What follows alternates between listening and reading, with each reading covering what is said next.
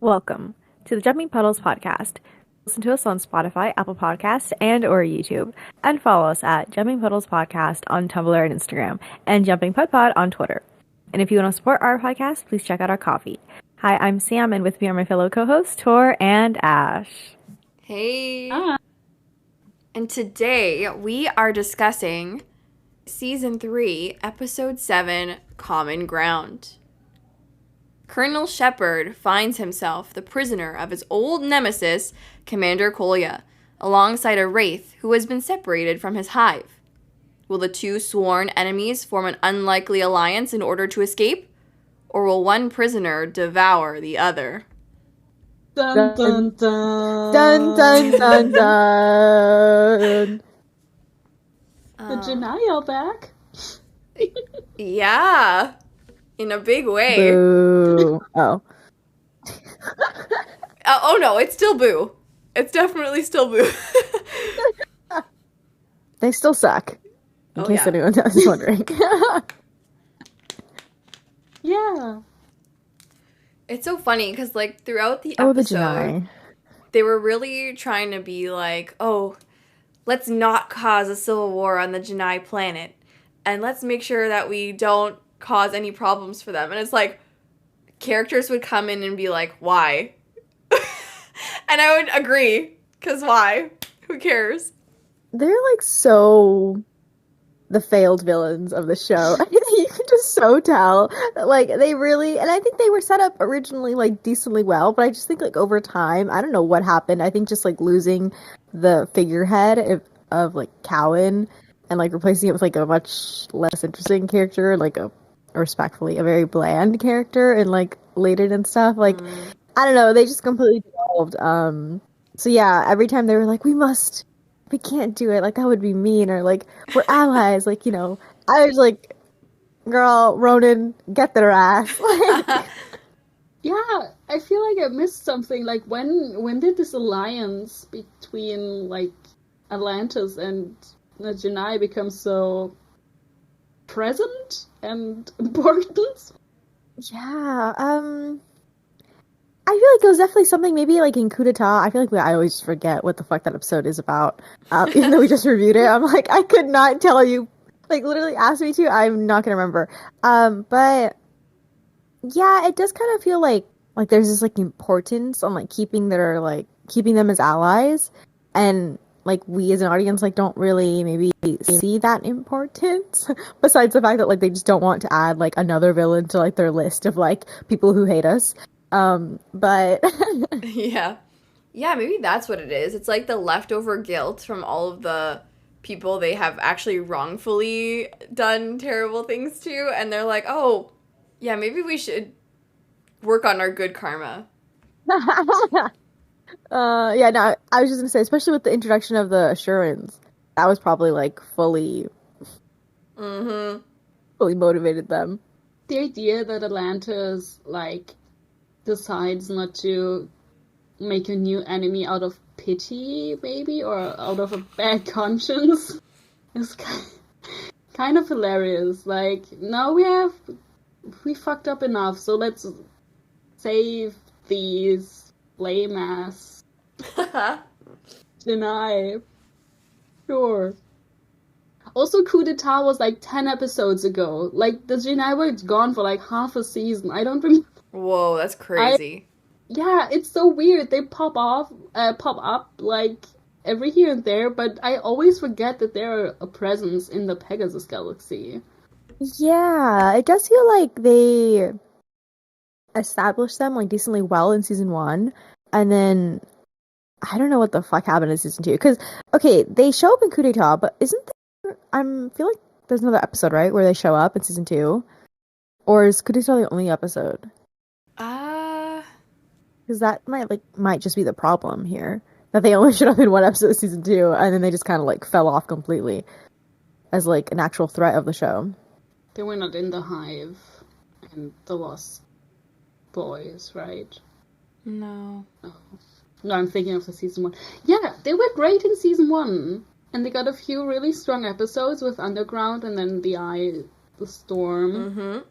the Storm in the Eye. But after that, I think in my head they are very much season 1 villains, and the only one who remains is Kolya and his beef with Shepard. So I just remember the season 1, and then irresponsible, and I forget that they show up in the middle. Yeah, it's funny because maybe if the actor Robert Davi was available for Coup d'etat, it would feel more connected, because it was originally supposed to be him being the villain in that episode, but unfortunately he was doing his movie at the time, so he wasn't available. It might have felt more connected, but I don't know. I could not say.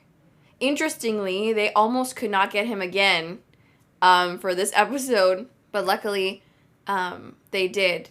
They were worried that they would have to make it another random Genii commander, which again I feel like would have been not as impactful, for sure. It's been weird, because like in this case it made kind of sense that, because like Kolya and Shepard have this beef, this nemesis stuff going on. So I feel like just a random Genii kidnapping John, and only John, in exchange for Layden wouldn't. Yeah, it would be weird. I think in this case, I forgot the fact about that they didn't get Robert Davi in for Coup d'etat, or like, yeah. But I think the way they explained it in this episode, that the whole coup thing, that Kolya wanted to do it, but then Layden stabbed him in the back, and that's why they have this beef now. It kind of made sense. Yeah, I think my problem is just the fact that, and this is a problem we constantly brought up in season 2, is that they sort of just like, that whole season was just like a mess, as we've discussed.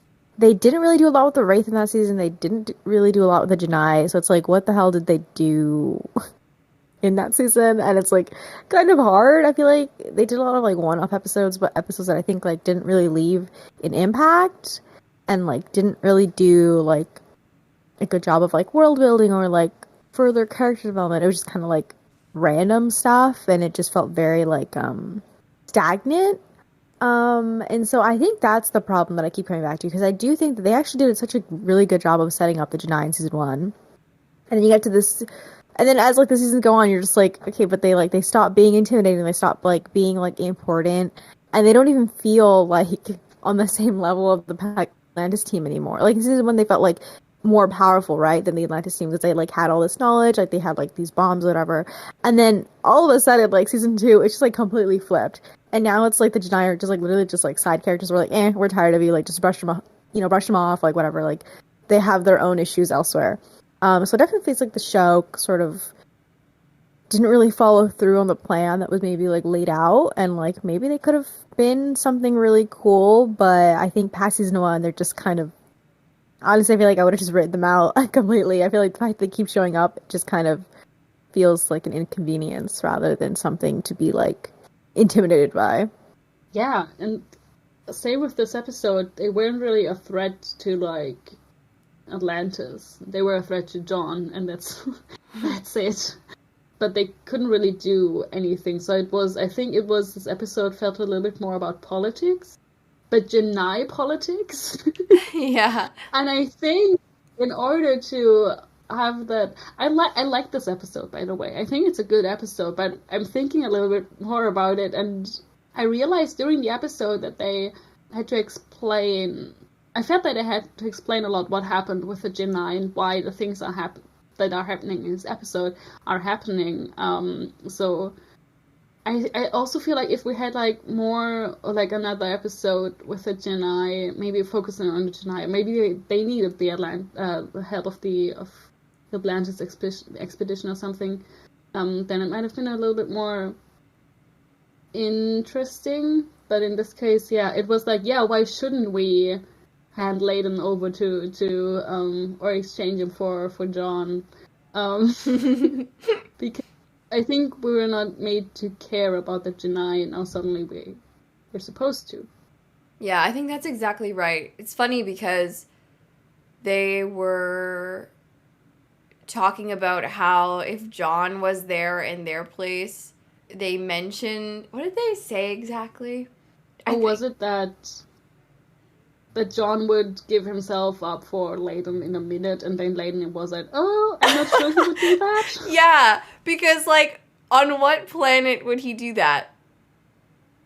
I feel like if John was on Atlantis, right, and it was, like, Teyla or Ronon or Rodney or Elizabeth that he was watching through a camera getting sucked by a Wraith, I don't think he would hesitate to be like, yeah, fuck the Genii, like, you know, give Layden to Kolia. Because to me, within what we've seen so far of John throughout the show, I don't see that he's very heroic or virtuous outside of, like, the team and the expedition. Yeah. It's a good episode, though. Like, I think we all agree that we all like it. Like, we kind of jumped in straight to, like, the Genii part, which was just, like, obviously the part that we didn't really like and things we had issues with. But I think we all agree this episode is very solid.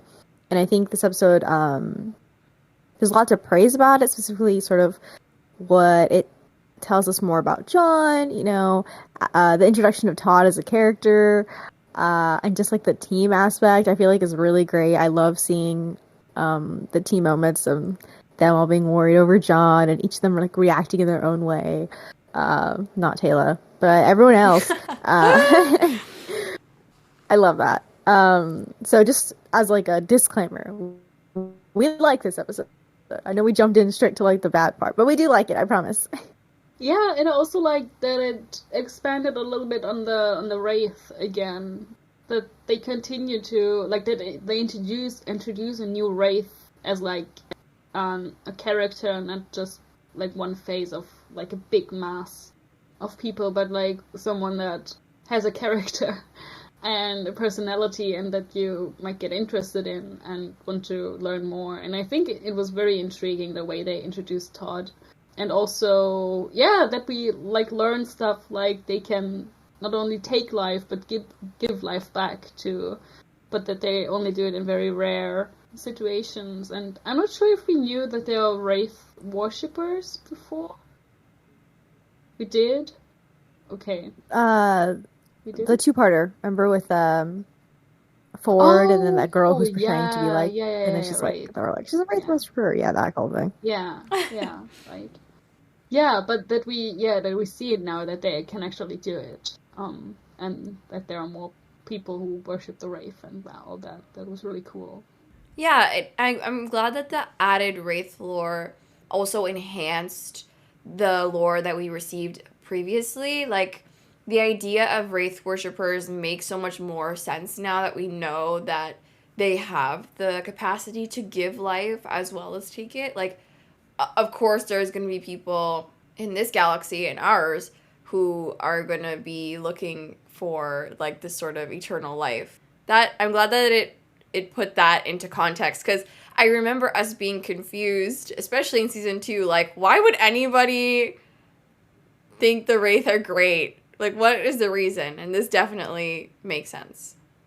Yeah, and I think we can just sort of transition into talking about Todd as a character while we're here, and sort of, there's a lot I just didn't remember about him, I feel like, and just sort of like getting reintroduced to him, I was like, oh, like, I mean, listen, I like him as a character, but even before, this podcast, but I definitely feel like we're probably to like him a lot more this time around, now that we're like, in depth and like watching it and like taking notes and everything. Because the first thing that stood out to me was that he said he had been held captive for years.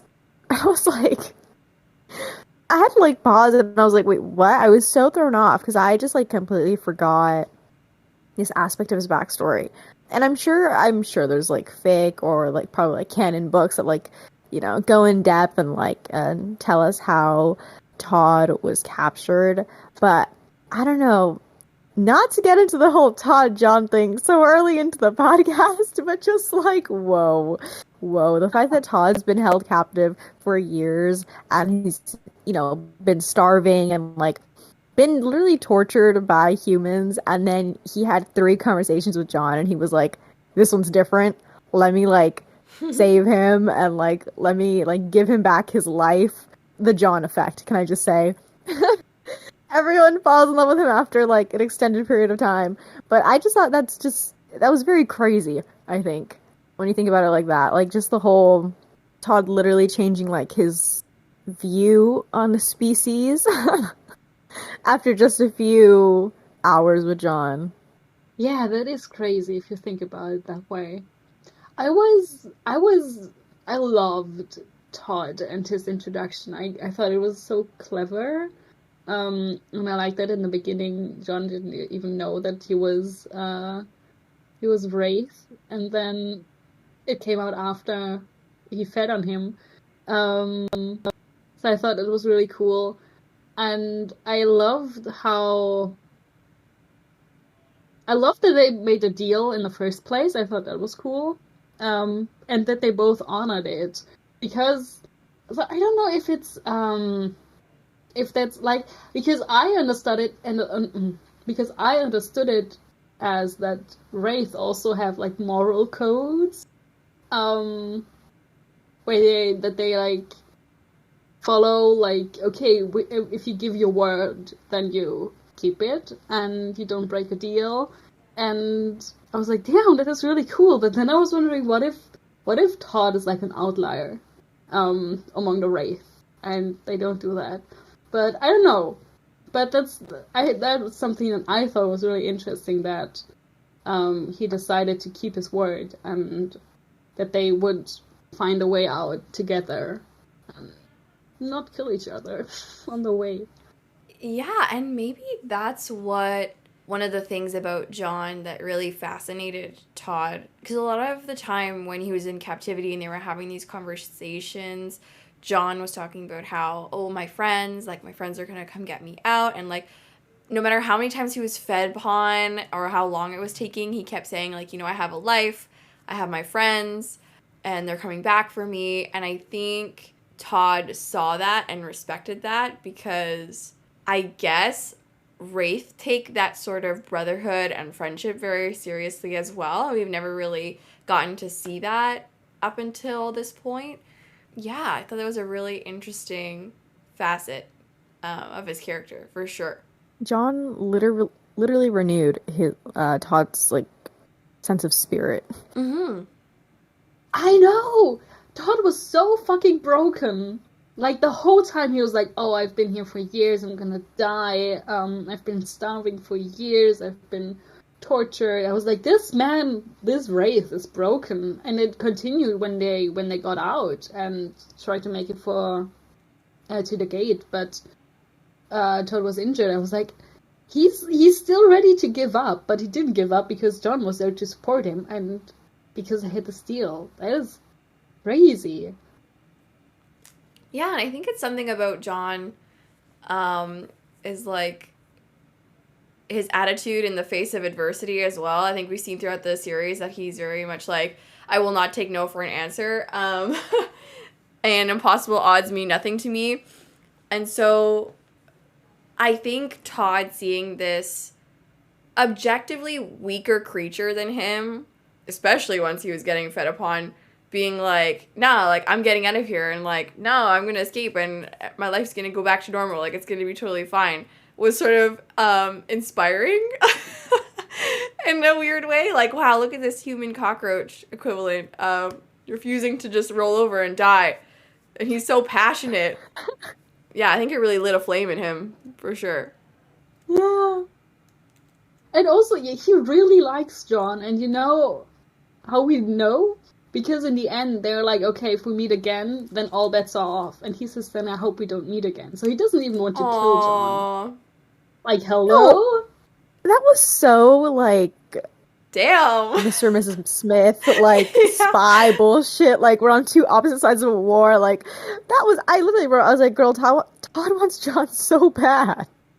I was like, what do you mean you don't want to kill him if you, like, see each other again? Like, John's like, no, like, we're gonna, like, fight next time we see each other. And Todd's like, don't make me do it.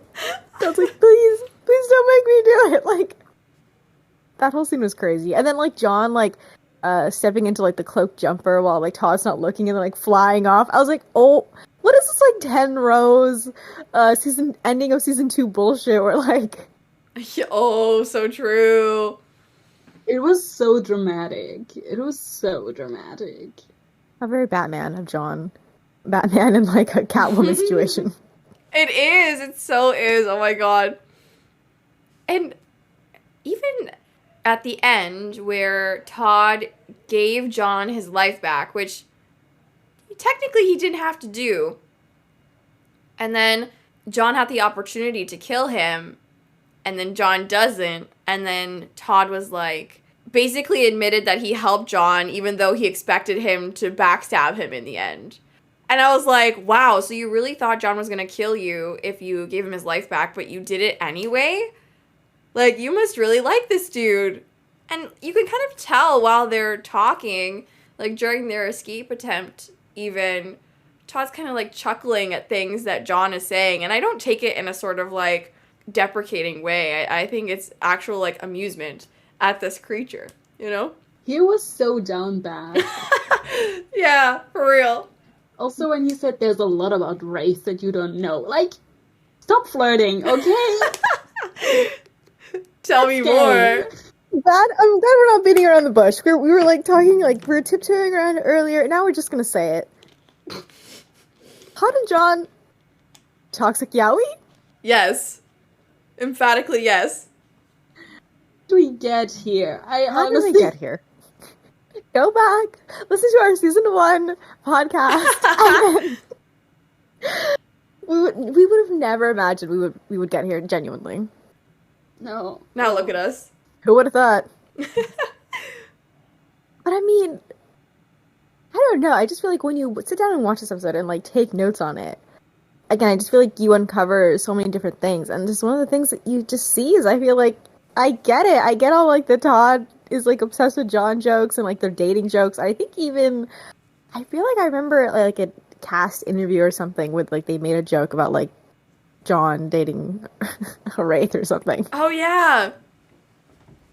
Right? There's like I don't know about an interview. They're like it's more like a behind the scenes thing, and like they're all joking about like Todd and John, I think. And I'm like, well, yeah. I feel like because when you sit down and read it, and when you like just look at the text, you're like, wait a minute. John literally like inspired Todd and renewed his sense of spirit and fight. After 3 conversations. Mm-hmm. And then you're like, the old married bickering that was going on. Like, Todd kept expecting John to like do the worst and like sort of like, you know, become the human that had like kept him captive and like been torturing him for who knows how many years. And John kept proving him wrong at every turn.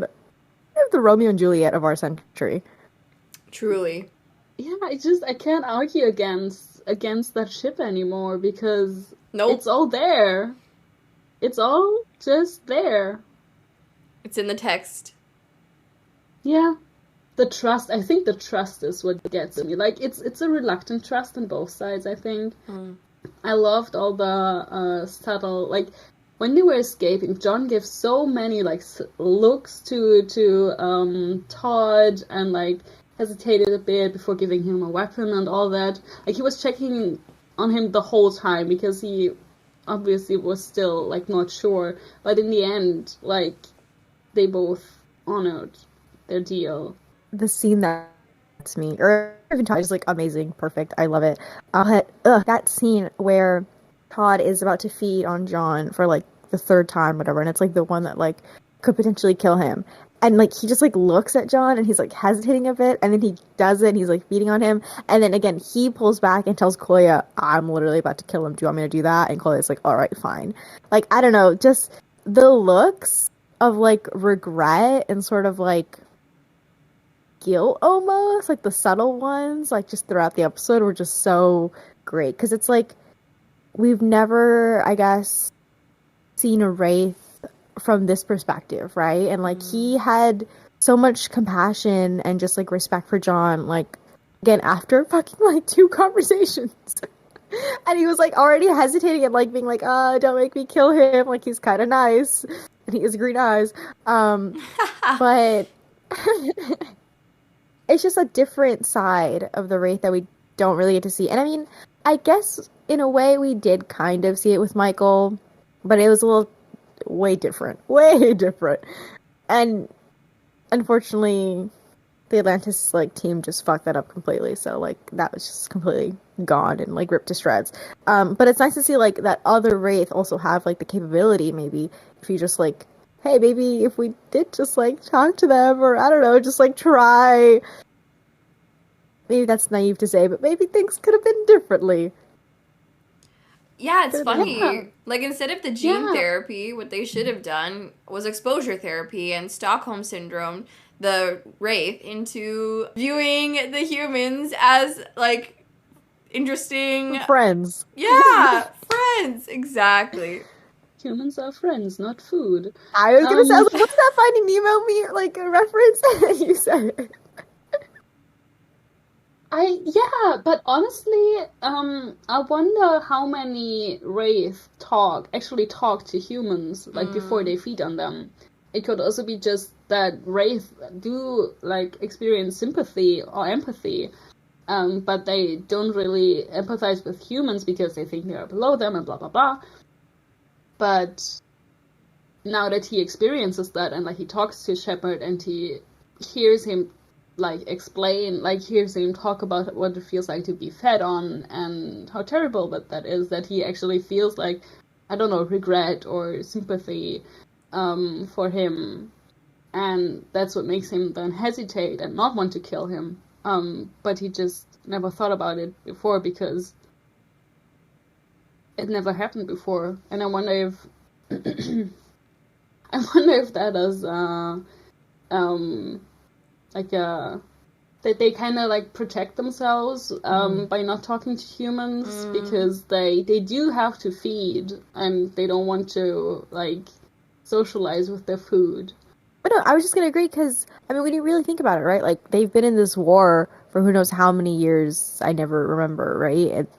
10,000, and then there was the blockade at one point. I don't know. So I think obviously the older Wraith might have socialized more maybe with people depending on what was happening before the war. I have no fucking idea, and how they coexisted I don't know. But a lot of the younger Wraith probably I've never really spoken to humans besides I'm gonna eat you and then screaming.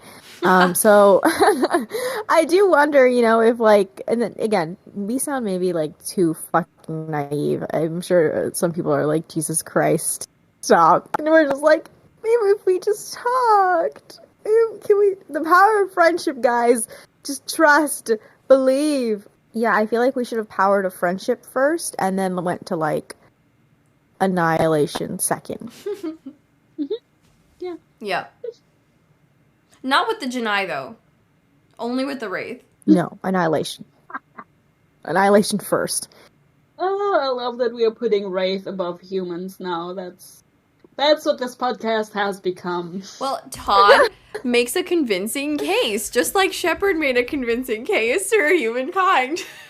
Exactly. Also, Michael, you gotta give points. Yeah. That's Michael, true. I feel really, really softened us up. And then now, with Todd, we're just oh. Yeah. Oh, Todd. Friend. But Michael paved the way. Also, I have a thing for creatures and monsters and monster romances. Monster fucker. Alert! And, it's in the way that these creatures say their buddy's name, too. The way Todd says, Shepard. It's so funny to me and so endearing. I just love it. It's when Venom says Eddie's name. Similar vibes. Just very, very nice. Yeah, and Christopher Hyatt also, his actor, has just such a cool voice. He does. I love it so much. When he first started talking, I was I love your voice so much. Thank you very much. And I didn't... I should have, made a tally of how many times he said John's name, because it was a lot. A lot. He loves it. It's his favorite word. Mm-hmm. He discovered it, and he was those ours? He's let me just roll them. Tastes good.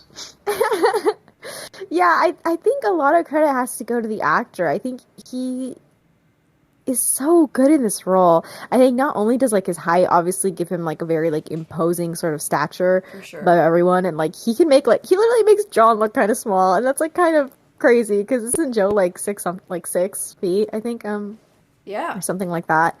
Yeah, and I think also yeah just like his cadence, right? Like the shepherd and just like the way like he says certain words is just so satisfying. And I think something we've always mentioned and given props to is that all the actors that have like or the most memorable Wraith have been because of like the actors behind the makeup and like their performance and like what they added to like the species.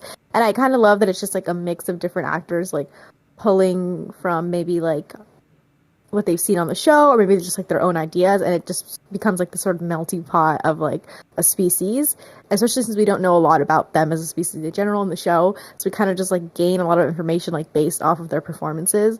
And so I love whenever we get a new actor doing a Wraith because I feel like we always get like a different take.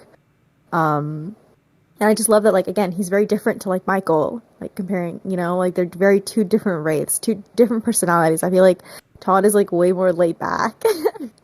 Even though he's, like, been, like, captured or whatever, you know, been in captivity for how many years, he's, like, still, like, yeah, like, laughing at John's jokes and, like, literally he takes time to lay on his back and look at the stars. I thought that scene was so cute because he was so, like, I was convinced I was never going to see them again. And he just, like, gets so excited and he just lays down on the floor. And I was, like, again, there's just, I just love him and the actor so much. He's a romantic. Yes. Yeah.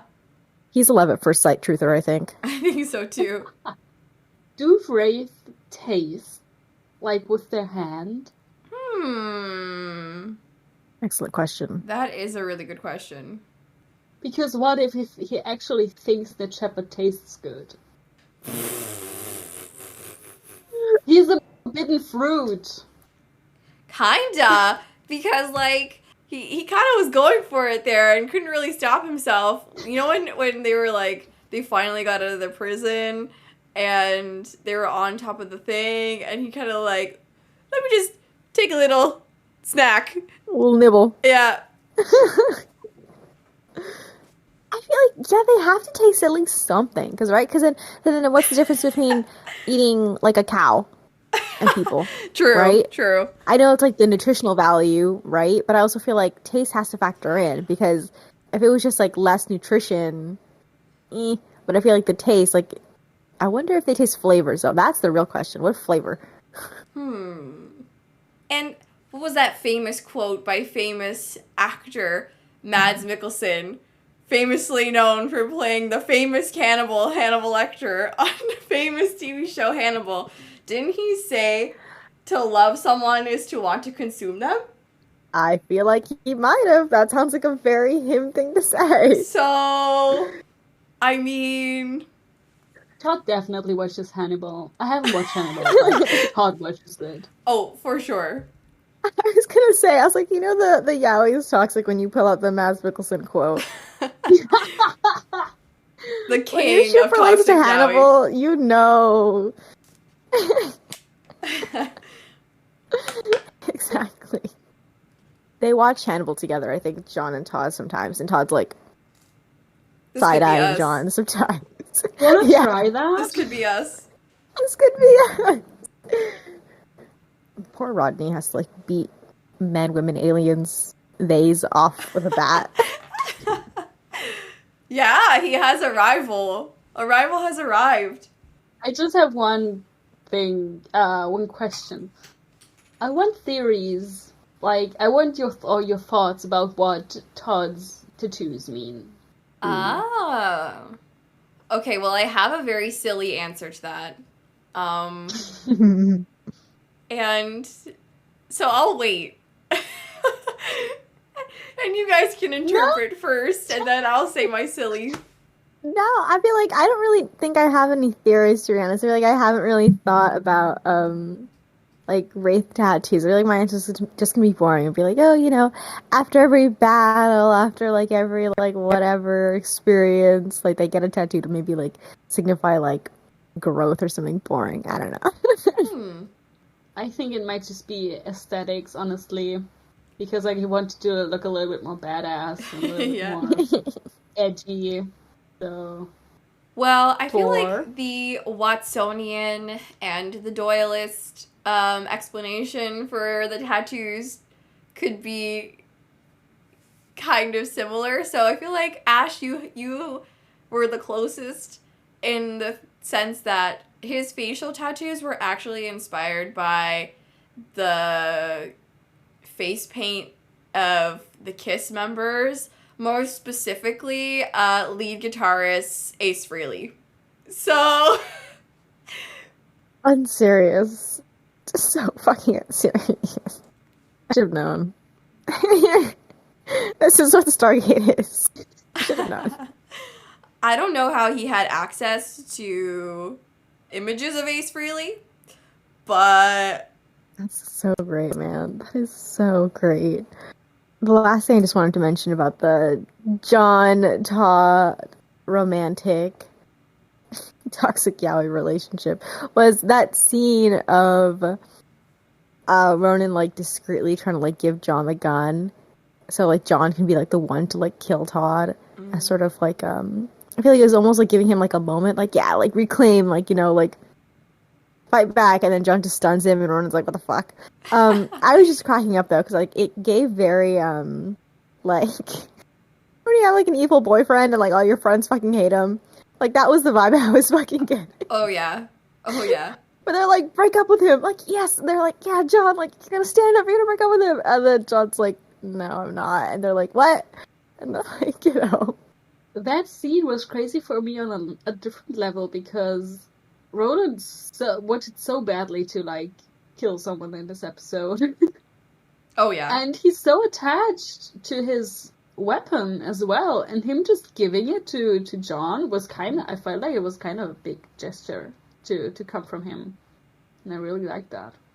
And I wonder if it was set on stun or kill, because I don't think we see John switching it before he shot Todd.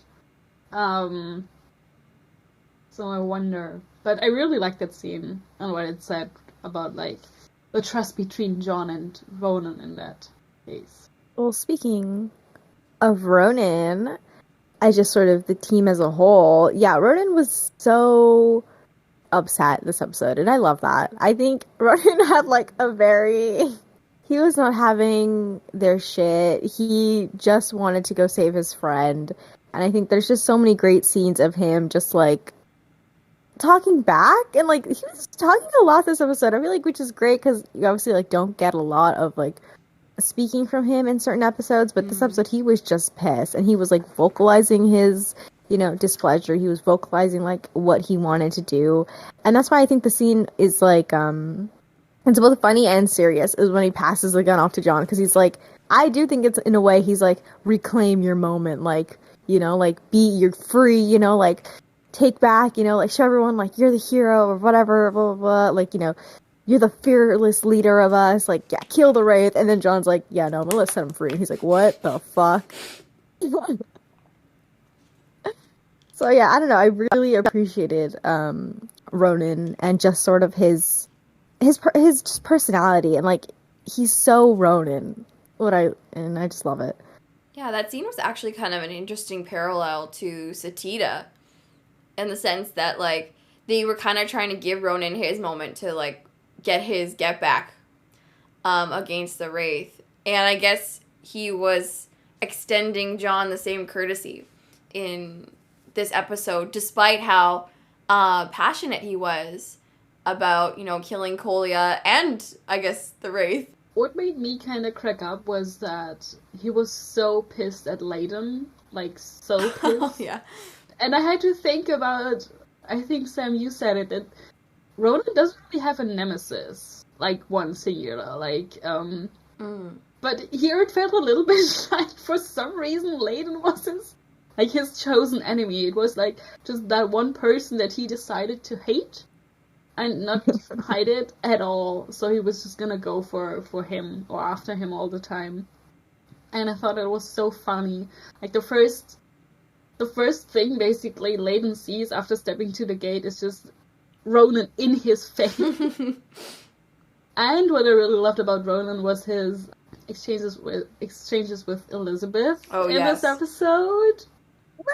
Oh my god, there was so much in so little. I love that we got to see, like, very early, like in season 1, we got to see, like, Elizabeth's Rodney handling skills, and here in this episode we saw her Ronon handling skills, and Absolutely. I really, really love that, and I really, really fucking love how much he respects her.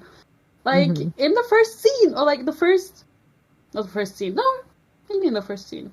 Or like when the Genii come through the gate, and Ronon is like going at Layton right away.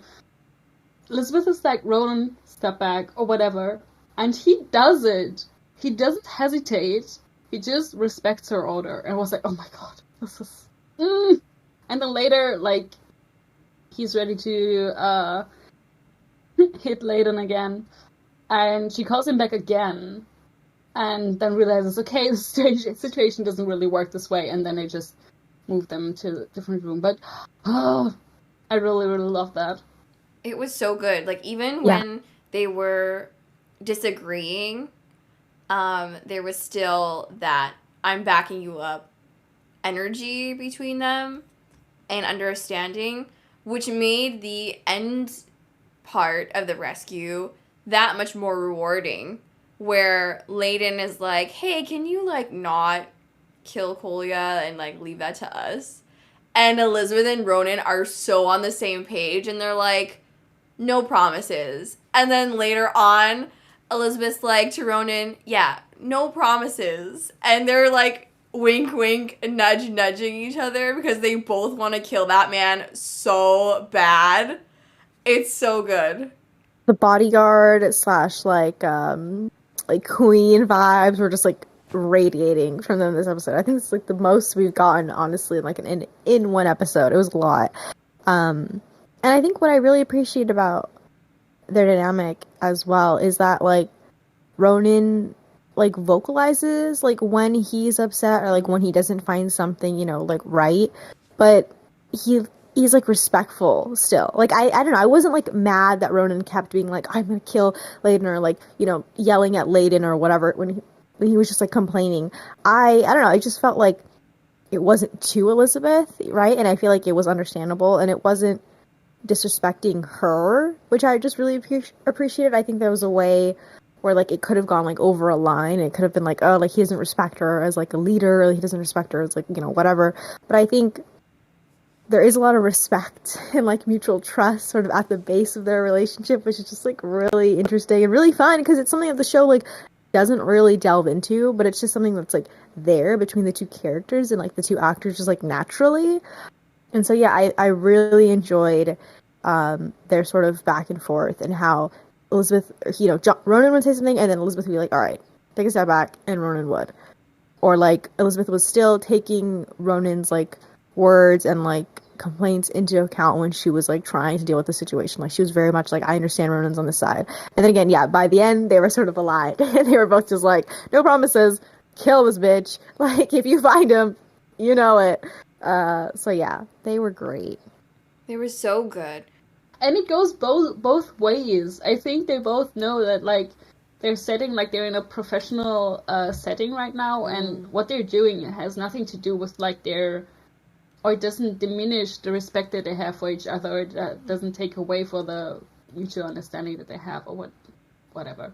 But it goes both ways. And I also love that later, when they have, like, a briefing or whatever, Elizabeth says something like, oh, she's glad that Ronon is here right now. Because Layton asked, like, oh, does he have to be here? And she's like, yeah, I'm glad he's here. I'm like, yeah. They vocalize that. That is so rare. And I love them. I think they're amazing. Yeah, I mean, there's so much about this episode that I think is really enjoyable, and obviously the crux of it all is like the John and like Todd relationship right at the center, and sort of like their beginnings and how it's gonna evolve like over the seasons and stuff. But I just love this episode so much because of the amount of like team content and just like side character and like side relationship content we get. Like again, I think Elizabeth Ronon was so great this episode. And I also feel like there was a little bit of like Teyla Rodney. Like I'll always try to like catch like very little, like crumbs. I think the beginning cracks me up when Tayla's like telling Rodney to like hurry up, and Rodney's like, I'm going as fast as I can, or whatever he says, I forget. And I also love, little side note, but Teyla and Rodney are the only two on the team that are matching. They have like the full black outfits, and then John has a black outfit, but he has the leather jacket on top, which is amazing. I love that jacket. And then Ronan's wearing like a reddish coat, which I feel like very cool. I wish he used that more. But I don't know, there were just like little things where they would like look at each other, I think, and just like whenever they were in the same frame that I just like really enjoyed. Ooh, and that scene of Rodney when he's like commanding the soldiers, and he's just like he's trying to like channel John, and it's just like not working, and Taylor's like, no, it's okay, like we get it, like it's appreciated still, it's just like very sweet little moments that I adore. I feel like we are all on such a same level today, because I also wrote down that Rodney was channeling John in that scene. And yeah, Taylor supporting him in that moment, while all the others are like, what the fuck is he doing? It's so sweet and so genuine. And she always does that. She always is like, oh, you're doing a good job. But not in an infantilizing way. But I think she means it. And also, yeah, just likes to like encourage him a little bit and get out of his maybe usual Rodney a manner sometimes. For sure. I really enjoyed their dual side-eye and their clapbacks at Layden when he first comes through the gate. It's just so fun seeing them stand side by side and judge people together. And we'll get to see that again in the not-so-great episode Irresistible or Irresponsible. I can never remember which one is which. I think it's Irresponsible. We also got some Elizabeth Rodney that I also just really enjoyed as well. I think there's a few. So when they first step into the gate, and Rodney's trying to be like, all right, we have to do this. Like, I got these gates and like, blah, blah, blah, the Genii and all this. And Elizabeth's like, yeah, I got it. And then she's like, the Genii are coming right now. And he's like, oh, okay. Like, I just love that, like, Elizabeth was, like, 2 steps ahead. She was already, like, planning, already thinking, already, like, working on getting John back. And even, like, before the team had even, come back from, like, the second time they went to go explore the planet. So there's that really great scene. And the scene that, like, just really got me, I was like, I think it's, like, one of my new favorite, like, team scenes, is when the team is heading out to go get John, and Rodney Haynes back, and Elizabeth is on the balcony, and she tells Rodney to bring him back. Yeah. And then Rodney does, like, the little thumbs up. I was just like, that's my leadership crew. That is my gang. I love them so much. It was so cute, the little thumbs up, but it was so awkward, but he tried to play it cool, but it was so sweet. Yeah. I loved it so much. He also did thumbs up in another scene, which always cracks me up. It's the scene that I titled Rodney versus Mouse. Oh, yeah.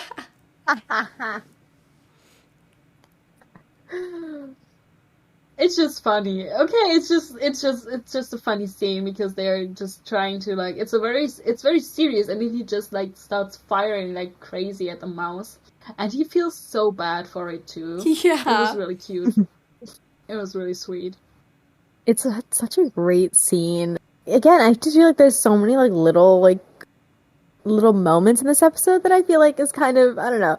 I never remember the mouse scene, but I'm like, I don't know why I don't like use that more in edits. Just like that's hilarious, and like the whole team is there. Like even Carson is there at one point.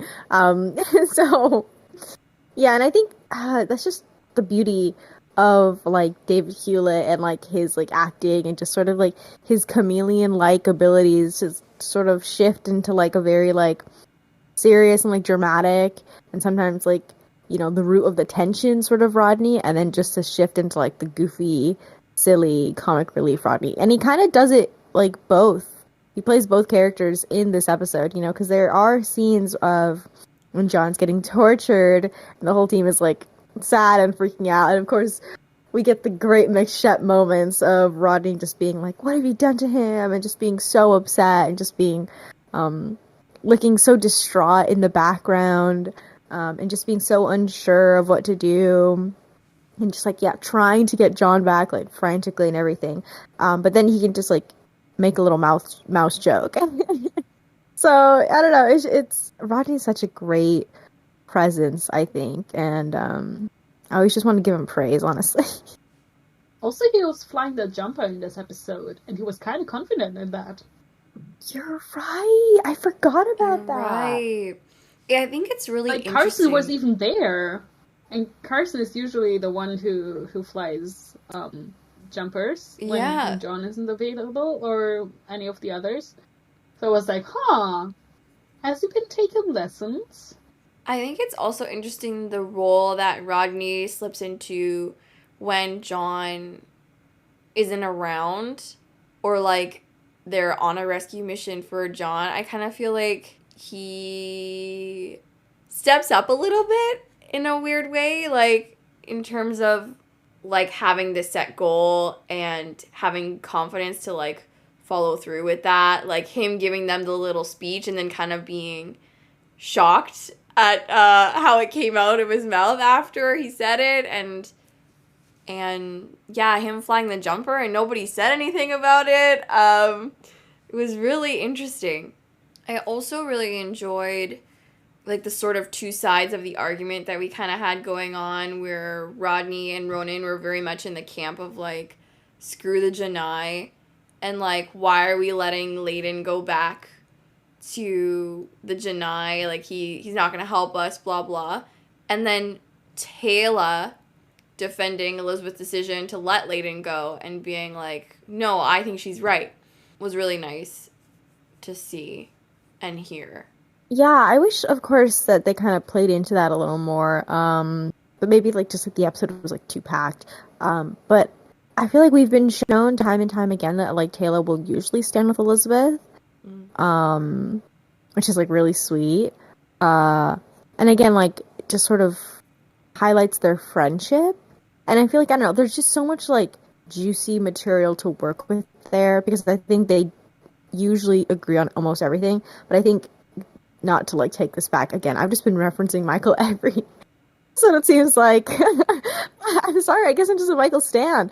But I think what would have made the episode Michael so interesting as well is like, because Teyla doesn't agree with Elizabeth in that episode, and I think to finally have them like on opposite sides would have been like some really like nice juicy tension, whatever, in the past. But I really love how Teyla is always defending Elizabeth, especially when, you know, even back when they didn't even know each other very well in the quarantine. Has a different name though. Hot Zone. Hot Zone? Hot Zone. I knew it was something with an H. I was like, something like, okay, yeah, Hot Zone.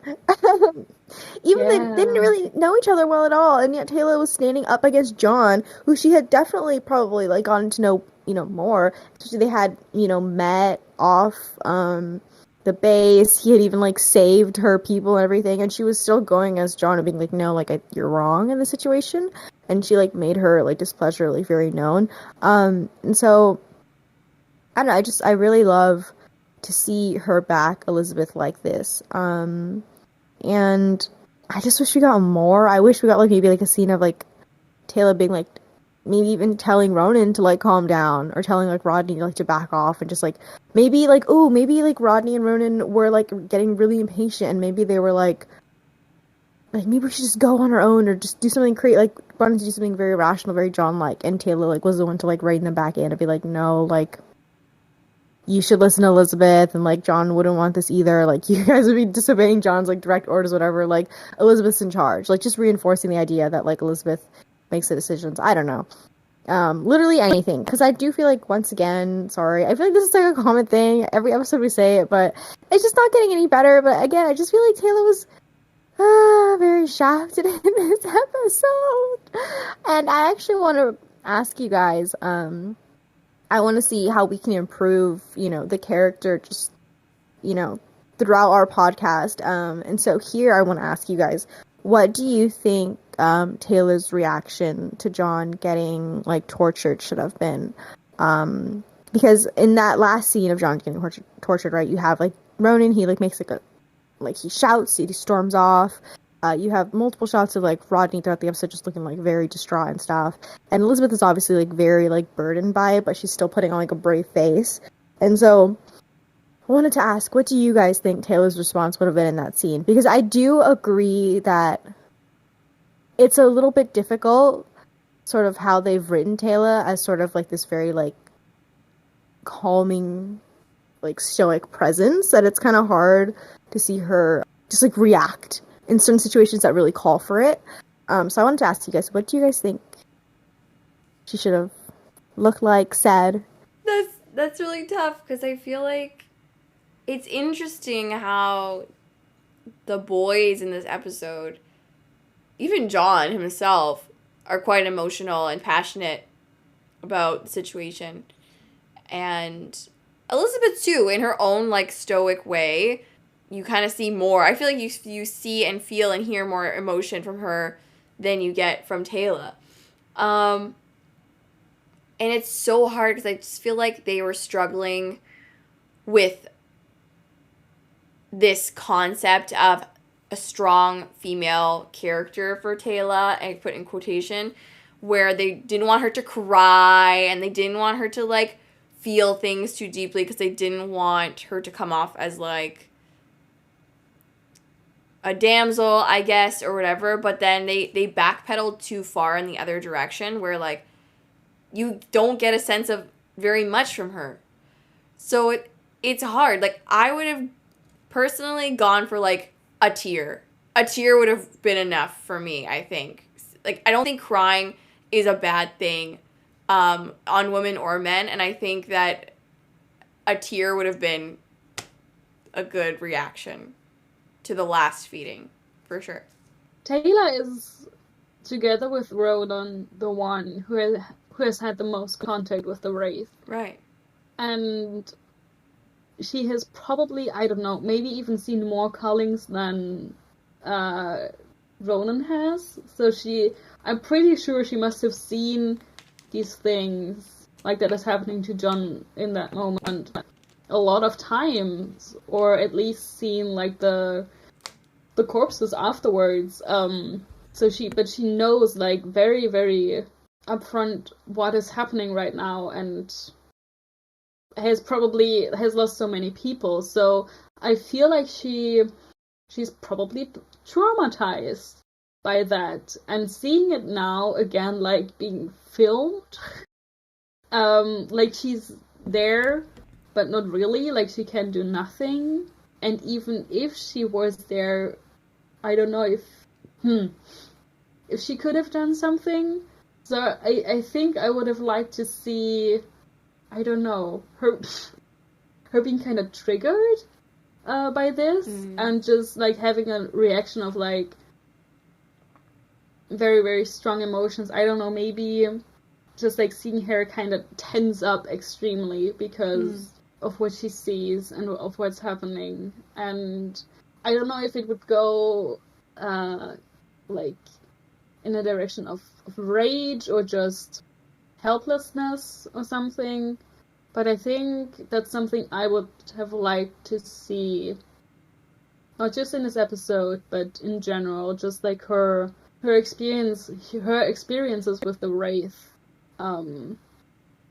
influencing her a bit more, maybe, or affecting her, maybe. Or maybe she has learned to like not have them affect her that much, but maybe in this scene it could have really come out. Yeah. Yeah. I really like both of you guys' ideas. And I think honestly anything would have been better than probably what they gave us. Yeah. Respectfully. I feel like we're gonna have to have a new segment in these episodes called like how to improve Teyla in this episode. Like I just think it's gonna keep happening, so we might as well just like make a name for it and like make it an official thing. Because I was sort of thinking, I don't know if this would be giving too much screen time, but my original plan was, okay, like what Ash was saying, like she would be initially like very triggered by maybe that first scene. So I was actually thinking I would have loved a scene of her maybe like running out after that first feeding of John, and like her kind of just like literally cannot be in the room, running out, and then maybe like, you know, the boys or Elizabeth or literally anyone like finding her, and like I was again taking a little bit from Torty, like having like a tear and then like comforting her, and then like, you know, maybe she's not there for like the other two videos or something, but then, you know, they're getting ready to leave and she's like just suiting up with them, and they're like, are you sure you want to do this? You know, he's not going to be in the best condition, and she's like, no, like I have to do this, like I have to see this through, like I have to be there for him, like regardless of like what state he's in. That's kind of, I don't know if that would be too much time though, too much screen time. So I don't know if that would have fit in this episode, or I would have again settled for just her a tear, or just like running out of the room and then like someone having to bring her back in, or someone just going out there and make sure she's okay on the balcony. I love a good balcony scene. And I think that would have just done again so much just to reinforce that she has a very like sad backstory that they never just really like, you know, delve into, and she's been around these beings longer than anyone, and again she's connected to them in a way that no one else is. So it just feels like such a waste to me to have an episode like this and not like show her really reacting to any of it. Like she obviously reacts, but it's just like too minor, I think, for what like her character should be feeling in this moment. I have an idea of how to do it. Like she could have run out or like left during the first feeding, and then for the second, I don't know. Either she's already back for the second or the third. Either one is fine, but like there being like a moment where like either like one of the others is like giving her a look and like checking on her, or like coming to her side, and kind of like that they're kind of teaming up to like support each other through this, because it's terrible for everyone. And but they maybe like know that she's affected differently by this. Yeah, and I think the fact that it's John should also play a part in the difficulty of it. And I don't mean that necessarily in a romantic sense for any of the characters. I mean more like John's role in the show, and I feel like as the audience, but also like in the context of the show, like in the actual Atlantis world, is to be like the untouchable rock sort of character that you can always depend on and always rely on. He's always going to be there, and he's never going to get so hurt that he's not going to be there for you, and he might get knocked down, but he'll be fine, sort of thing. And in this situation, it kind of brings to light how human and just like everybody else that he is, despite the sort of image he has built up for himself through his actions and like how people feel about him. I think it would have been interesting in a way to sort of address that somehow as well. Like, because I know that maybe in a sense Teyla has been desensitized to this sort of thing because she has been around cullings and stuff so often, but for it to be like John, that's like a very visceral thing. And I 100% agree. I think it would have been really interesting if this left like an impact, like a longer impact. Maybe not like, you know, forever, but like a few episodes or something, just sort of to really show just how like shaken the whole team was, and honestly the whole city was. Because yeah, John is the rock for these people. And I think especially like, you know, we're talking about his sense of fight and his sense of spirit that he sort of just like emanates and like attracts, you know, the people around him to. Like, you know, it attracted Todd. It like literally filled him with like a sense of hope again. And so I think the fact that he's missing from Atlantis and like he's been taken, and like they know that like he's being like tortured and like will die if they don't figure this out immediately or like very soon, should have been like or would have been like a very like traumatizing thing, I think. And I do think I appreciate just how like distraught the entire team was. I think this episode, I think that's done very well, but I would have liked to have seen, honestly, maybe even like more suffering. That sounds so funny, but like I don't know, just to like really drive like the nail home that like they aren't safe. And I think that's what we've been missing, right? That's what we've been complaining about, especially like in season 2. There was just no sense of like stakes anymore. There was just no tension. There was no fear. It just felt like the Atlantis team had like already solved everything. They were back on top. And I think what this episode could have done was sort of bring the team back down to 0.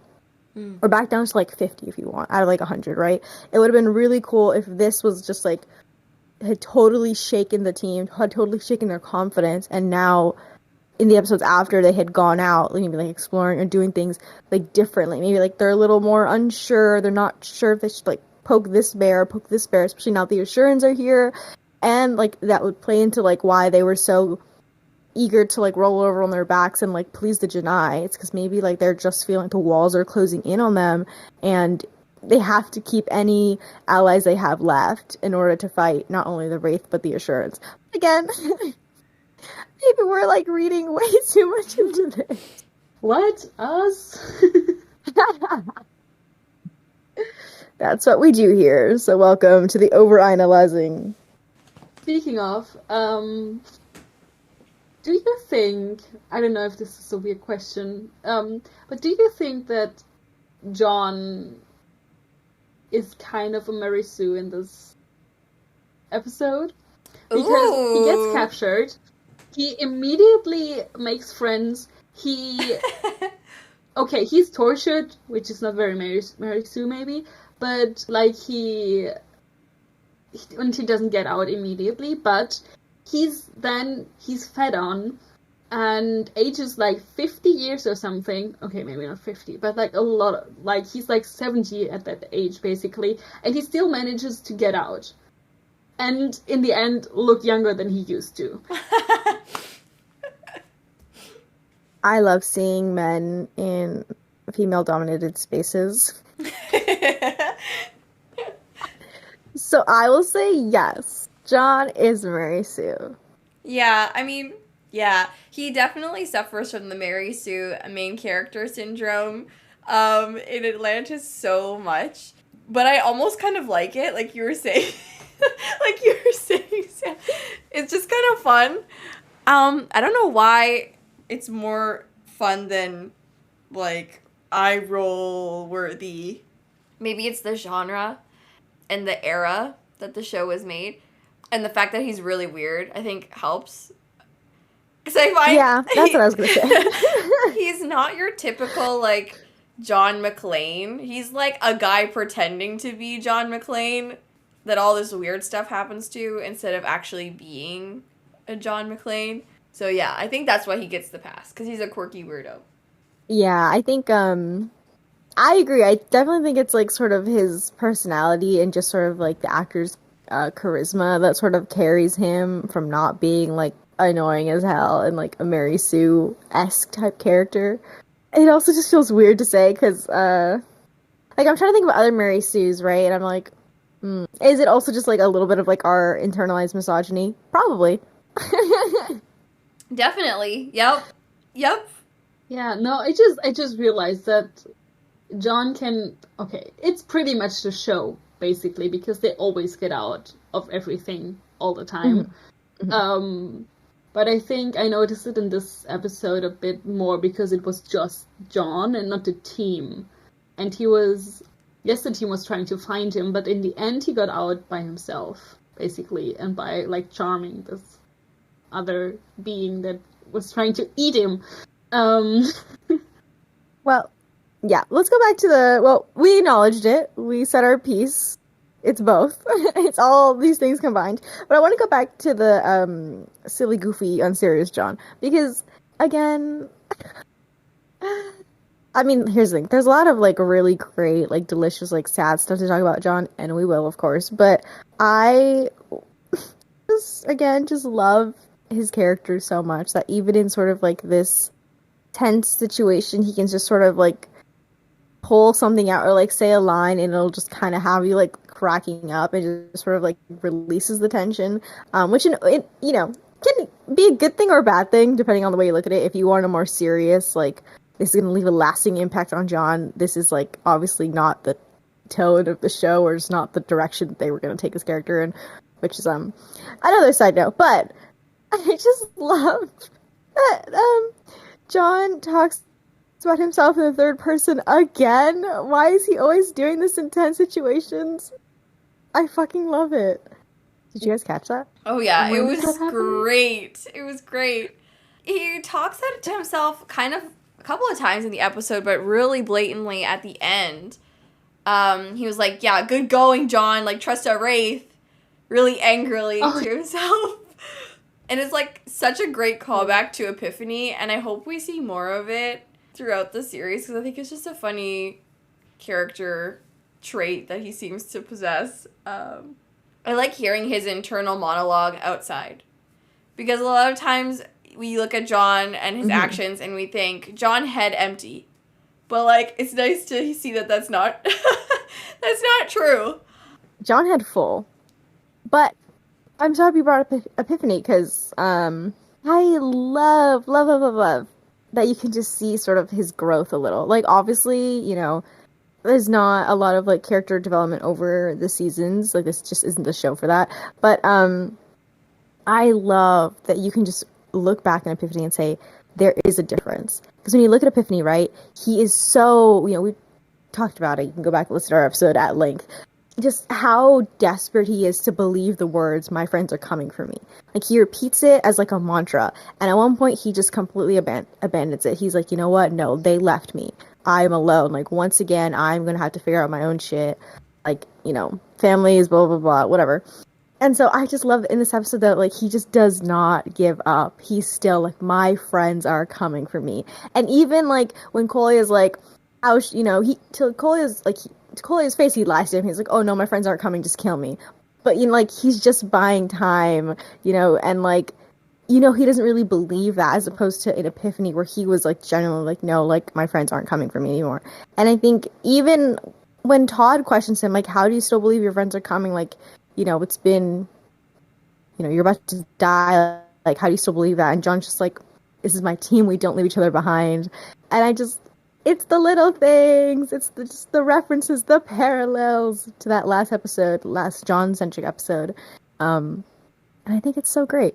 Thank you. I was watching this episode and I was like, he didn't always trust us, but I couldn't, like, figure out when was the last time that he was in a situation like that. And he was like, oh, I've been abandoned, nobody loves me. It was Epiphany, yes, thank you.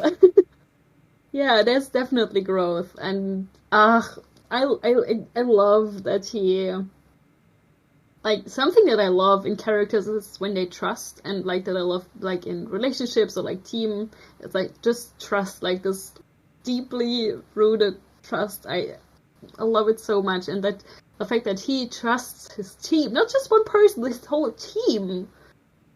And this is still John that we're talking about. It's kind of crazy. And I'm glad that this episode they prove him right, too. Like, they do come for him. And they do the thing. They do the rescue. So I was very glad. Another John-ism I really enjoyed. Just classic John headassery.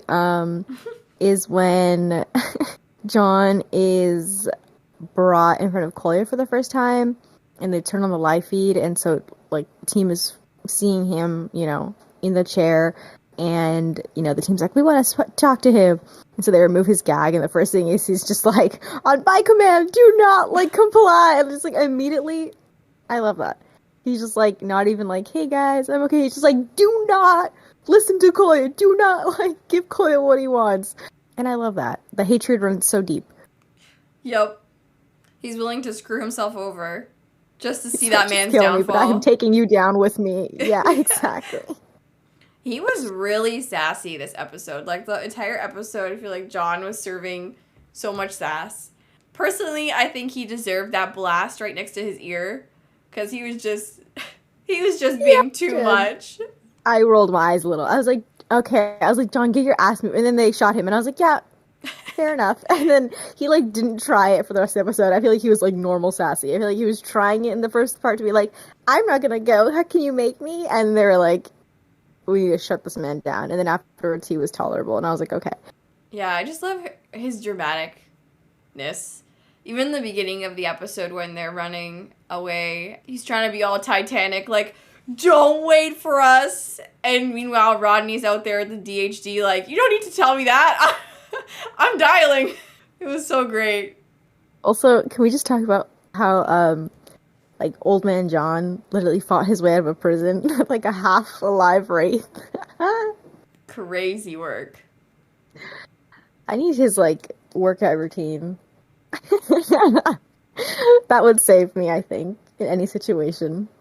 Another moment I just wanted to bring up really quick is that scene of John refusing to leave Todd behind once they're up on the surface, and like Todd's kind of like just getting weaker, and John's like, no, like, there's like the gate's surrounded, like it makes no sense for me to like go alone, and he's just kind of making all these excuses so he doesn't leave Todd behind.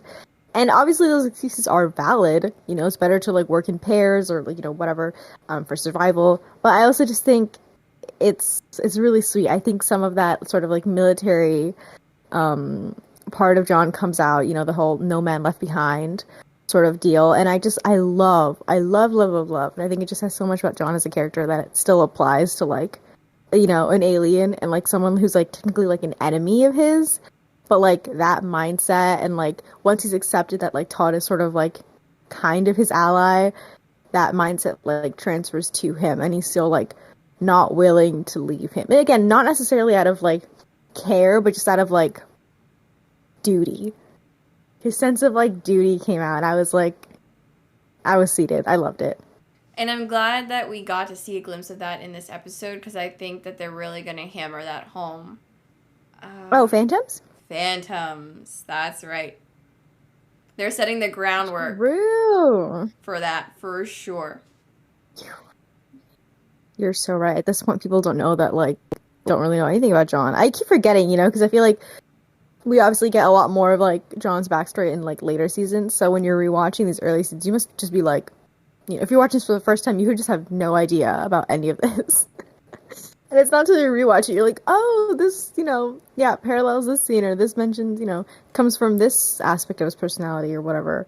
And it's really interesting because apparently, according to interviews that were done about this episode, they had rewritten it a couple of times for multiple reasons, but some of the rewrites had included, like, memories or, like, Shepard's history that they had to, I guess, remove from the episode for the sake of time. So, interesting. Very interesting. I would say I'd be devastated if they had done that in another season, but I think it's fine because obviously we get Phantoms in like 2 episodes, and that sort of dives into, everyone's history, including John. So I think the episode works without that. Me too. I don't know if I was just, like, again, just overanalyzing, reading too much into it, but there's one line that John says early on when he's first thrown in the prison, and he says, he's talking about, like, that's what prisons do, like, they hold people in. He goes, it's never stopped me before. Yep, I caught that. Interesting line, Mr. Shepard. Side eye. The implications. What do we think that's in reference to, guys? I mean, he has been, like, captured by Wraith before, or, like, by people in Pegasus before, and he always got out. But another part of me also thinks that it might be referencing something that happened before Atlantis. But I'm not as deeply into the Shepard lore as other people. Cough, wink, wink. So, I don't know, but maybe there was something else. Perhaps Phantoms will shed a light on that. It's funny, like, he was shipped to Antarctica, right? Because, like, they didn't know what to do, like, because of reasons. What if he did that because, like, okay, we can't keep him in prison because he keeps breaking out, so we just send him in the most remote part of the world. Maybe that will keep him away from everyone. Well, that's an interesting thing to see, because I wonder if he was brought up on charges for because he does have a black mark on his record, right? So it makes me wonder, like, Mm-hmm. how exactly he was punished for ignoring orders, and did he spend time in Leavenworth? I don't know. I don't think he escaped from there, per se, but that would be really interesting. Yeah, I think I'm torn between sort of is that line like literal or not? Because I think there's a lot of ways where it could just be interpreted sort of as like how he's managed to like escape from like certain people that he may have like, or you know, certain people and sort of like certain places have like held him back. I don't think he meant, or I'm not sure if he meant that like literally. But then I also was like, but given like his like past, right? Given like the fact that he, you know, he's escaped from aliens and other people, the Pexus Galaxy, he's escaped. Who knows? Maybe he did do prison time at one point. And so, yeah, that little line. I feel like there's just a lot that you can sort of dissect and really get into with John. Okay, I have another question for the audience. Do you guys wish this episode was more emotional? Do you guys wish that John had taken this episode a little like more seriously, and maybe if John had, you know, really suffered, then sort of what we were talking about earlier, sort of that like lasting impact would have been felt among the team, sort of like this like the status quo has been shaken? Or is this episode like totally fine and it's like, nope, he was perfect and like he didn't need to be like super like stressed out by the situation? That's a really good question. Personally, I feel like Fic is there, and so I don't necessarily need him to have like the big visceral emotional reactions on screen. Like, I think what we got was okay for me to kind of like take and run with it in my own imagination, if that makes sense. But I don't know. How do you guys feel about it? For me, I think the episode was good and like enough with what they showed in respect to John. I think I feel similar to you to Tori that I didn't need to have him like this, I don't know, big breakdown or something. But also because I don't think that he needed more of the Screen time? yeah, and emotional focus maybe, Mm. because I did like to see what it did to the team and how they reacted to it. And there was one scene, we talked about the reactions kind of, but I think there was one scene, I think it was the third time that he was fed on, where I think Elizabeth had tears in her eyes. I was like, okay, I see you. And I did like that, and I don't think, yeah, I think mostly for that reason that John is so often the focus and also the emotional focus, I think, of episodes that didn't, like, what we saw was enough, I think. And it fit the episode, I think. Oh, sorry. I was just going to say, I think this was meant to be a John-centric episode. However, I think it would have been really cool if we didn't see John at all in a situation like this. Like, not exactly like this, but say, like, John was, like, injured off-world and had to abandon him for whatever reason. And we didn't... I feel like we talked about this when we talked about Epiphany. Funnily enough. But I feel like it would have been such a cool episode if we just see the team only interact with John over radio or, like, through the gate communication and, like, not actually see what he's going through.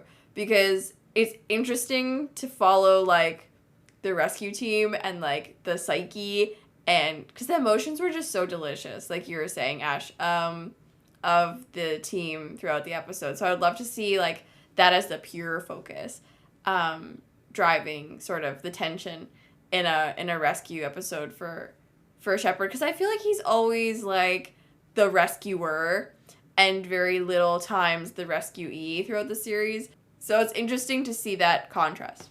Yeah, 100% agree. I just wanted to sort of bring this question up because I know when we talked about Epiphany, it's a very similar episode, sort of, wherein John is missing, slash, like, kidnapped or whatever, and the team has to, like, find him, and there's, like, the team is stressed and obviously stuff like that.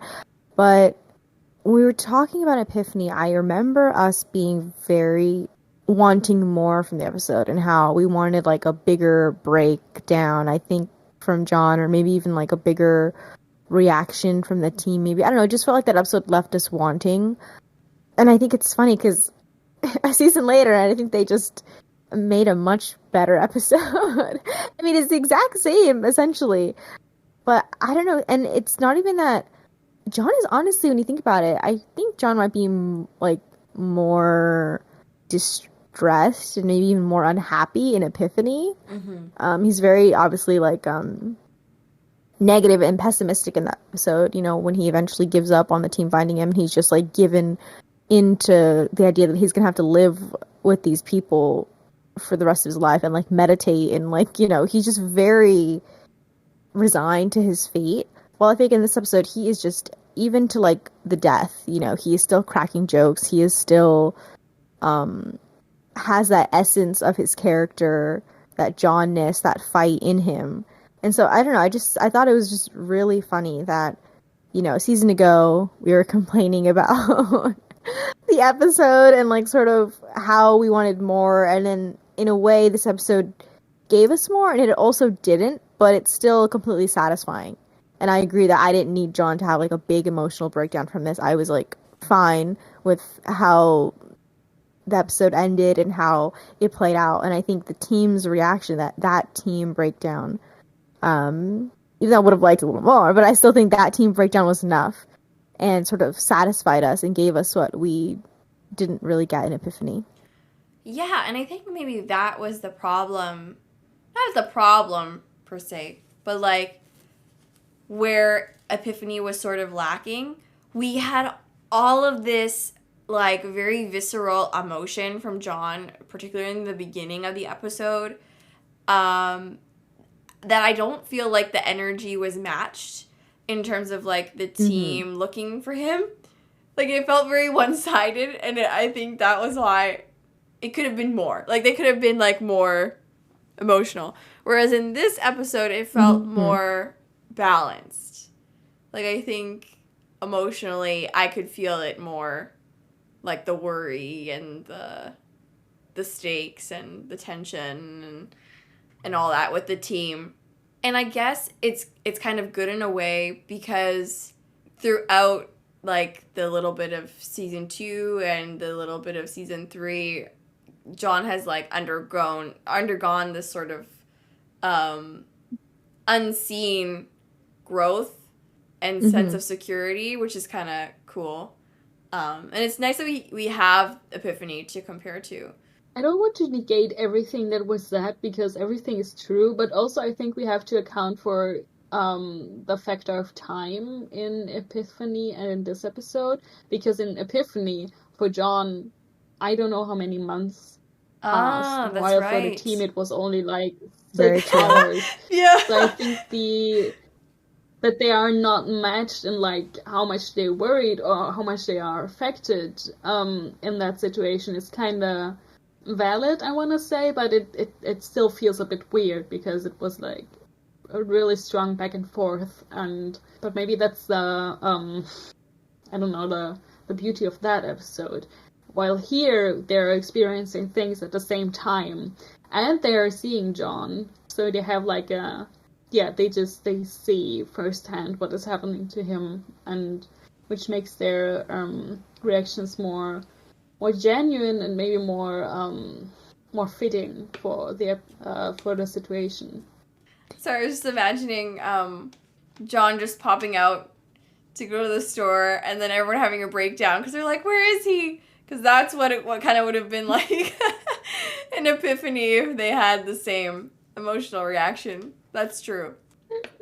Yeah, and I was gonna say, I think that's just kind of like a plot hole, but, like, maybe, like, an issue with the plot is, when you think about that episode is, yeah, they do have two different reactions and it does feel mismatched and it doesn't really feel earned. And by the end, when John's like, what took you so long? And they're like, it's been a few hours.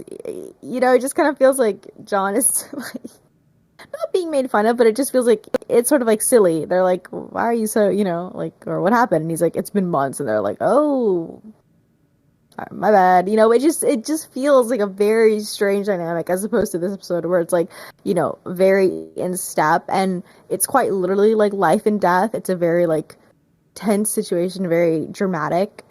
As opposed to like, oh yeah, so if you're stuck here for the rest of your life, you're just gonna be living as a fucking farmer with like a wife and a kid that you've adopted. Like it's just so a totally different vibe. I have one last thing, and we can just cut this out entirely. Like, that's totally fine because I feel like we do rant about it often. I just need to rant about it again because it still pisses me off to no end. The John, Elizabeth, Teyla comparisons. I have to just rant. I have to just yell. I get it. I so truly understand why people ship Elizabeth and John.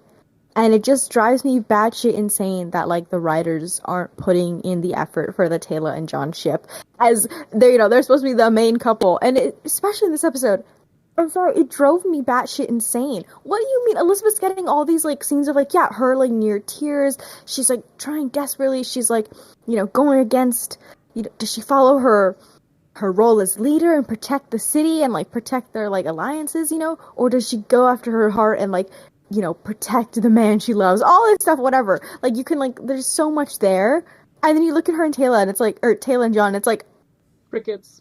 Yeah. Honestly, it's so funny to me right now that's bothering you because I just completely forget about it. I'm never aware of the fact that John and Teyla are supposed to be like a thing because it's never there, and I think I can just ignore the fact that it was planned at some point.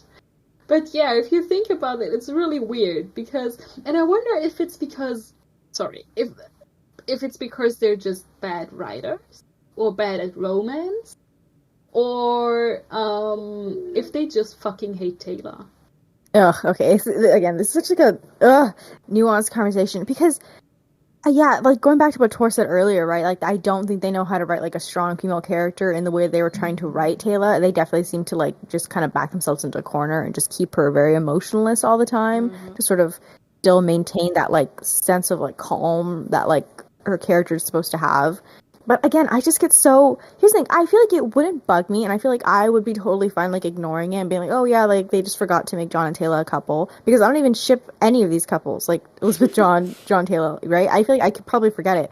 What pisses me off, and I think that's why I have to keep mentioning it, is that time and time again, I will see like the creators and like how, you know, to this day be like, oh yeah, well John and Teyla, we're gonna be endgame in the Atlantis movie, or like John and Teyla were always like the main couple, and that's what pisses me off because I feel like it's being, you know, the fact that we're being gaslit into thinking that they were like the main couple of the show is what drives me crazy. And that's why I feel like I always have to bring it up because it's like, stop saying that John and Teyla were like gonna be endgame or like they're the main couple. No, they're fucking not. You did not write the material for them. And again, I also think because they keep trying to like push it down our throats and say, no, John and Teyla were the main couple of the franchise, that I remember it, and I have to just bring up too the fact that Teyla's POC like also like throws in another whole wrench. Like the fact that they didn't care enough to write a POC ex-white character relationship, like an interracial relationship, right, but they gave so much material to the two white people. And so I think honestly, like I always bring it up just because of the behind the scenes nonsense. I feel like I have to like try to put that out of my head but I can't because it fills me with so much rage. Yeah, it is a little bit revisionist history for sure, which can be frustrating because like as a viewer you're like, but where? You know? Yeah, that's very true. I also thought, about the fact that Teyla is POC, that might factor in if the writer's not knowing how to write her. Yeah. Or for her relationships.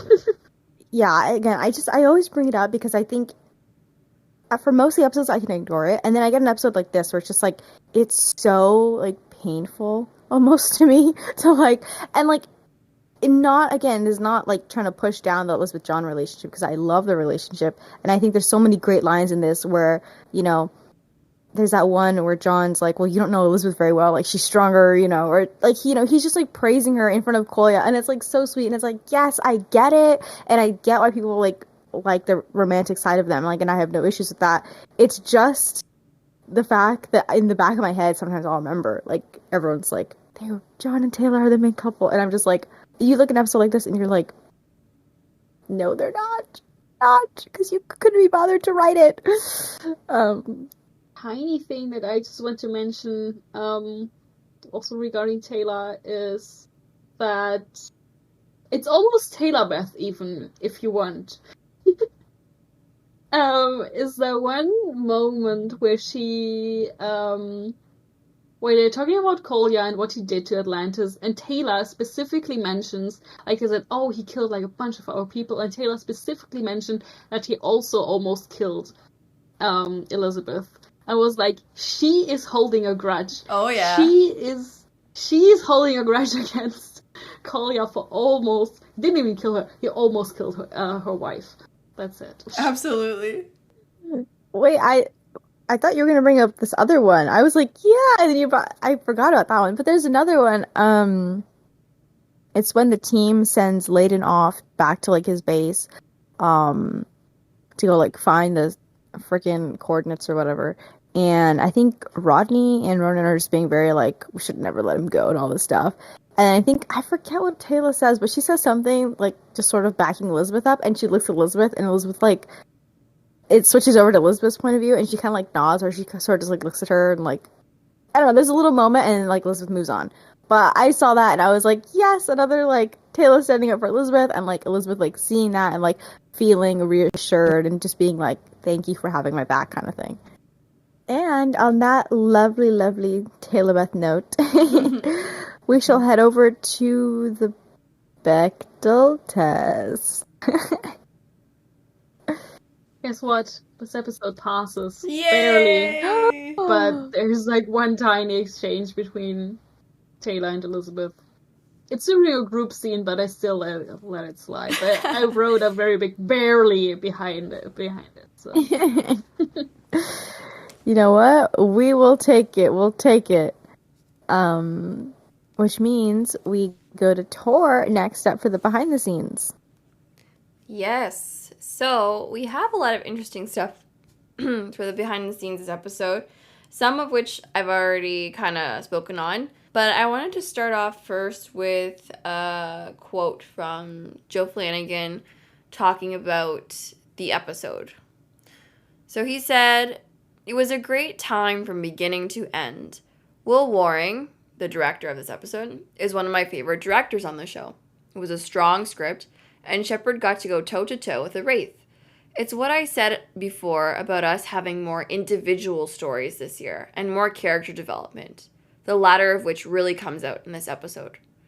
Common Ground was mainly Shepard and a Wraith, and we had some neat scenes that are both funny and dramatic. Even if the episode hadn't turned out as good as it did, I still would have said it was a positive experience, and I'm thankful to the writers for putting it together. Luckily, the final cut was great, and hopefully they'll decide to do more of these mono-a-mono type stories.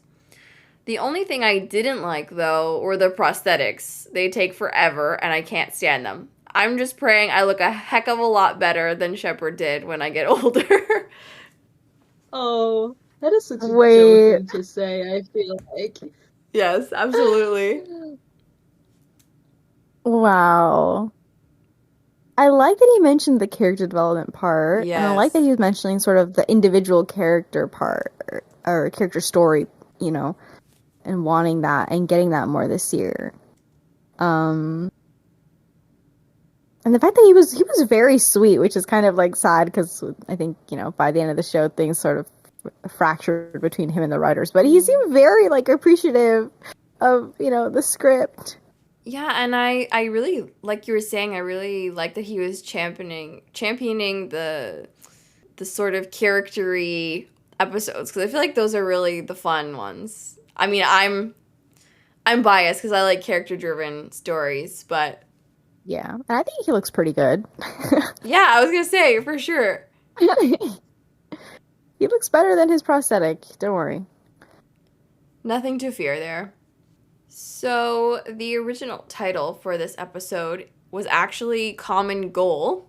They decided to go with Common Ground. I think I like Common Ground better. I think Common Goal is a little bit on the nose. In this episode, Carson explains that a large percentage of those that survive a partial feeding die anyway due to complications as a result of strain on the system. And this kind of made us all think about maybe Everett, whose fate was kind of left ambiguous in the season 2 premiere. What do we think? Everett, alive or dead? Dead. I wouldn't mind if he was dead. Who said that? The only reason why I said dead was because I feel like John would get some stupid freaking guilt complex and like attempt to visit him one time or something, and they'd probably like mention it. I don't know. So I feel like he has to be dead for John to be able to move on and like quote unquote forgive himself for what happened, even though that wasn't really his fault. Yeah, to me, he was just rude to Elizabeth, so I took it personally. Interestingly, this episode has the shortest teaser of any Stargate Atlantis episode ever made. This is also the first of 3 episodes that were written in part by Ken Cooperis, but Brad Wright and Robert C. Cooper were also writers on this episode. Would you know what other episodes he wrote? Yeah, I believe for the Ark and Submersion. Ooh. Ooh. Yeah. Interesting. Very interesting. So 2 for 3. I like it. Those are good odds. And it seems like he does more character-focused episodes for sure. Because I feel like Submersion and Common Ground are very character-centric. He knows what I like. Sad he only wrote 3. Ugh. In terms of actors in this episode, Jeff Redknapp plays old John Shepherd, and he actually played old Sumner in the premiere as well, if you recognize him. Oh my gosh, yeah. Oh, I love that. That is so funny. They do look kind of similar now that I'm thinking about it. Yeah, when he was laying it, I was like, is that Joe? That doesn't look like Joe. No, yeah. That last one was not him. That would have been crazy work if it was. Some oopsie daisies also occurred in this episode. I didn't notice this myself, but apparently a German Atlantis crew member can be seen wearing his German flag patch upside down several times throughout the episode. Come on, guys. Yeah, I noticed that. You Just did? once, though. But I noticed that. Oh, no. And for some reason, I'm not sure if you guys noticed this, but the glyphs on the DHD were glowing like yellow orangey at the end of the episode, like the Milky Way ones, instead of blue, like the Pegasus ones usually do. Oops. Yeah. Someone messed up the lighting. But isn't the Pegasus DHD different than the Milky Way DHD? Like a different design? I thought so. And was it the Milky Way or the Pegasus design? That is a good question. Now I have to look at it again and see. Huh. That's funny. And that's about it for our behind the scenes this week. Yay. We're going to actually stay with you because we have a nice, very extensive Fic Rec Corner. Okay, so I'm ready. special request, but also I kind of wanted to do this anyway. We have some John Todd fics for you guys this week. I wanted to do a little bit of the old school and a little bit new school. So our first pick is some new school. It's called Iratus Issues by Mavet. So basically when the Iratus DNA rears its ugly head once again in John Shepard's system, he's kind of struggling dealing with the very horrid Wraith-like mutations. So Rodney decides it would be a great idea to enlist their good friend Todd to help Shepard kind of acclimate to these new Wraith-like qualities that he will have to live with. Maybe they'll reverse them. Maybe they won't. Read to find out. I love that. I love that. It's very cute. Then, for our older school, we have 5 things John has learned about the Wraith that he's not sharing by Shaded Mazoku. So I know that sounds kind of like, ooh, spicy. It's not. It's rated teen. But it's a really... all of our minds went there. We were like, ooh, spicy. But it's a very, very cute, fun fic, John Todd fic about John learning different things about the Wraith. Kind of like how he learned different things about the Wraith in this episode. But they're more funny, quirky things instead of like very lore-y things. Anyway, super fun. It's short and sweet. Run, do not walk to the fic. I would also be remiss if I did not recommend an episode tag to this episode.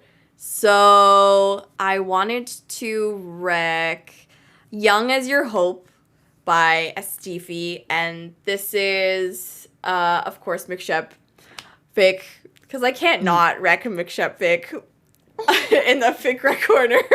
I cannot stop myself, clearly. But anyway, this fic, basically, John comes back from his experience with the Wraith and getting this new life, feeling like he's either dying or has heartburn. Spoiler alert, he's not dying or has heartburn.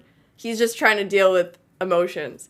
It's great. I love the Rodney voice in this fic so much. I feel like esteefee has great Rodney voice, and this fic is just a great example of that. So please enjoy fun, emotional shenanigans with the boys. So my last one was going to be Down to the Bones by Leah. And this one was kind of more of an angsty pick. It is McShep. Basically, it's like, what if Todd didn't turn the clock back for John? Because he couldn't. So John was like stuck as an old man and would have to go home, essentially, because the stress of being on Atlantis was too much. And then Rodney was like, nah, I'm gonna find some way to save him. I thought the twist / resolution in this fic was really clever, actually, and it kind of worked itself back into the canon of the show somehow. Yes, that sounds so interesting. Aww. And next up, it is time for me, for we have polls to discuss. The results from the poll are in. The poll was, should Sedge have been brought to Atlantis? And that was last time's episode, The Real World. And 86% said yes, absolutely.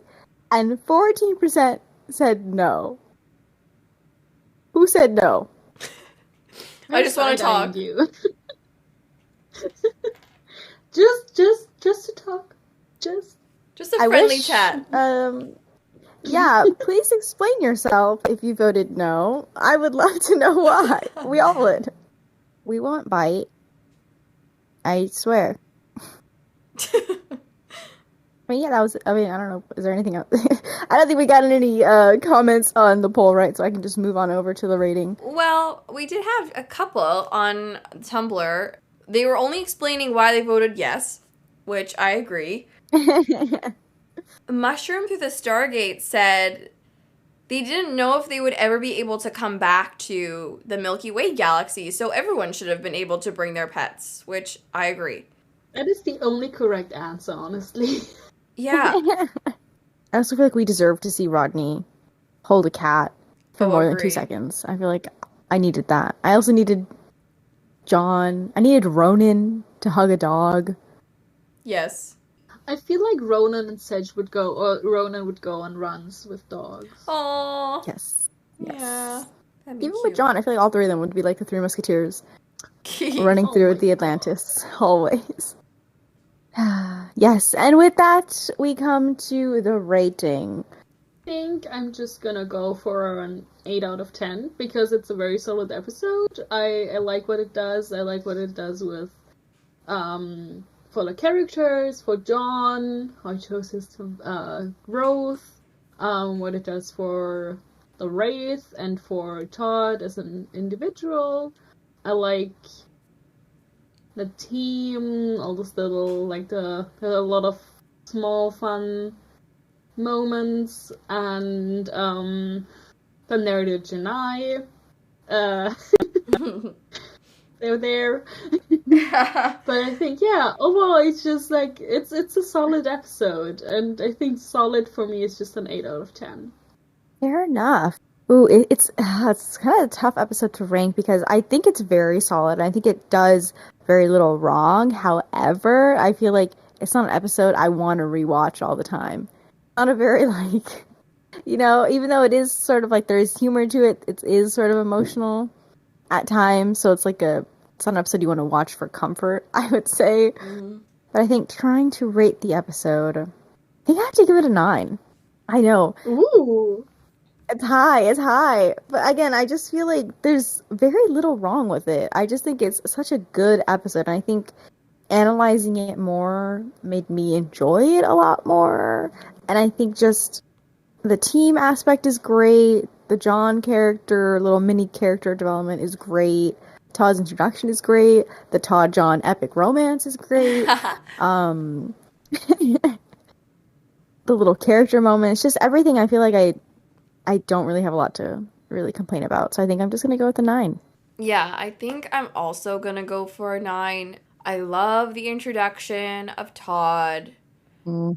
Great character introduction, great character. Excited to see more of him. Really like John this episode for a John-centric episode. Really like the team. I really like what this episode does for previous episodes.